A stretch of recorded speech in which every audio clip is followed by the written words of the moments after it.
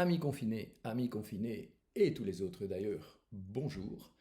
Comme promis il y a quelques jours, eh bien voici une continuité de la réflexion pas trop philosophique sur la situation que nous vivons depuis maintenant plusieurs semaines, et ce à travers la lettre D. Donc aujourd'hui, j'ai choisi de faire comme nos dirigeants.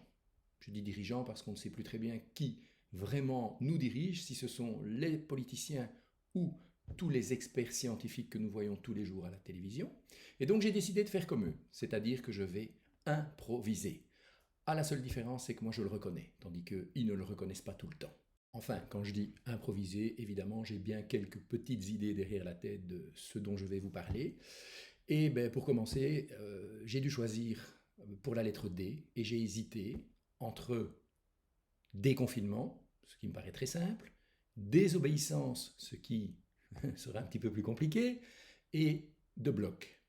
Pour nos amis français qui m'écoutent, je vais leur expliquer tout de suite ce que veut dire ce drôle de mot. Je vais donc commencer par de bloc. De bloc, nom de notre célèbre ministre de la Santé.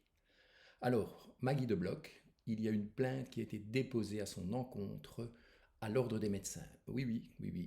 Pour ceux qui ne le savent pas, Maggie de Bloch est médecin et effectivement politicienne. On comprend mieux qu'elle soit devenue politicienne parce qu'à mon avis, comme médecin, ça ne devait pas tout le temps être ça. Et donc une plainte a été déposée à son encontre, en lui reprochant son manque de compétences, disons. Voilà.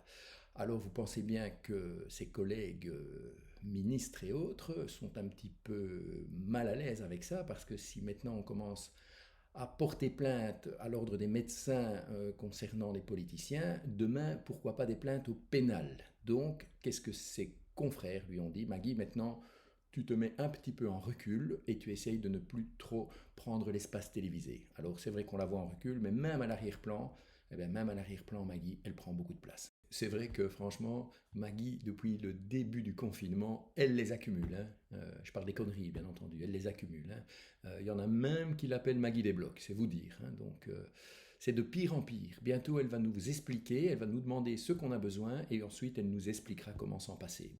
Voilà comment nos politiciens gèrent la crise actuellement. Enfin, heureusement, pas tous, mais, mais beaucoup quand même. Et tout cela avec une seule devise pour arriver à leur fin. Un pour tous et tous pourris. Bon, passons au sujet suivant, parce que c'est comme là, au plus on touille dedans, au plus ça sent mauvais. Donc passons maintenant au déconfinement. Le déconfinement, c'est pris nettement plus au sérieux. Hein. C'est pris avec minutie, plein de réflexions, plein d'analyses avant de commencer à déconfiner, que je me dis, si on avait été aussi soigneux avant, on n'aurait peut-être pas eu besoin d'être déconfiné. Mais enfin bon, la situation est telle qu'elle est, il faut la vivre, il faut la supporter. Et alors ce que je pense, c'est que beaucoup de gens, quand ils pensent au déconfinement, ben, qu'est-ce qu'ils s'imaginent? Ils s'imaginent que ça va être comme ceci.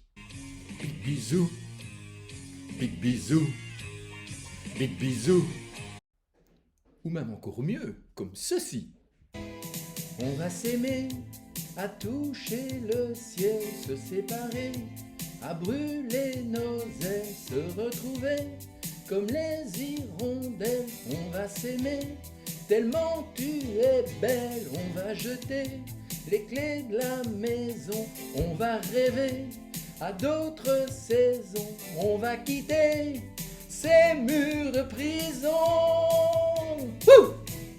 On va s'aimer. Moi, j'ai plutôt l'impression que ça va être comme ça. Au bal masqué, on ne va pas s'amuser, oh non, il faudra tout respecter, au bal masqué. Alors, un tout grand merci à Belle Maman qui m'a quand même confectionné un masque, mais qui se sentait quand même un petit peu gênée de le faire avec un bonnet D, donc elle m'a fait un masque en tissu traditionnel. Merci Belle Maman. Et bien voilà, redevenons un petit peu sérieux comme j'aime le faire, et disons-nous que ce n'est quand même pas si terrible que ça, 3, 4 mois de confinement. Enfin, la première phase, hein, parce qu'on parle déjà d'une seconde phase en automne et en hiver probablement, mais disons que voilà, il faut être optimiste et se dire que bientôt nous allons pouvoir reprofiter d'une toute petite partie des joies que nous connaissions avant. Et ça me facilite la transition vers la désobéissance, bien entendu, qui sera le dernier petit sujet de réflexion cet après-midi. Alors quand je parle ou quand je pense à désobéissance, bien entendu, loin de moi l'idée de vous inciter à désobéir. Que nenni, il faut bien entendu bien respecter toutes les instructions que l'on nous donne pour ce confinement. Mais je me pose quand même des questions si toutes ces instructions, toutes ces obligations sont fondées et bien nécessaires. Donc je ne peux m'empêcher de me dire que ce qui se passe outre-Atlantique aux États-Unis, eh bien franchement, m'interpelle de voir des gens descendre dans la rue pour manifester contre le confinement. Et en plus, incités par leur président. Un personnage incroyable, ce Donald Trump. Alors, franchement, au début, moi, je ne l'aimais pas, mais pas du tout, du tout. Et au fur et à mesure que la situation évolue, je me dis qu'il a quand même parfois de bonnes idées, de bonnes réactions. Attention, pas toujours. Boire du désinfectant pour se purifier du coronavirus, pas trop sûr que c'est une bonne idée. Par contre, couper les fonds pour l'OMS, je pense que là, c'est quand même quelque chose d'assez judicieux.